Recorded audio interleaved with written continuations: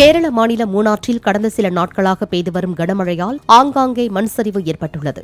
கொச்சி தனுஷ்கோடி தேசிய நெடுஞ்சாலையில் ஏற்பட்ட மண் சரிவில் மினி லாரி சிக்கி ஓட்டுநர் உயிரிழந்தார். இடுக்கி மாவட்டத்தில் மேலும் 2 நாட்களுக்கு கனமழை நீடிக்க வாய்ப்புள்ளதால் பொதுமக்கள் கவனமுடன் இருக்குமாறு மாவட்ட ஆட்சியர் அறிவுறுத்தியுள்ளார்.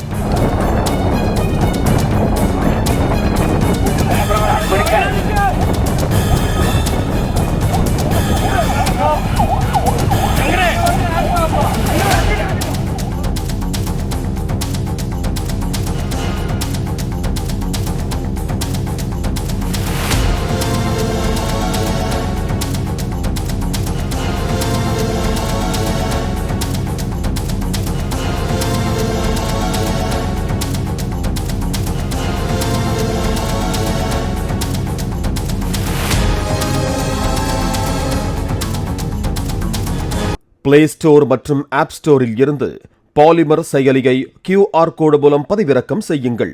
செய்திகளை உடனுக்குடன் பெறுங்கள்.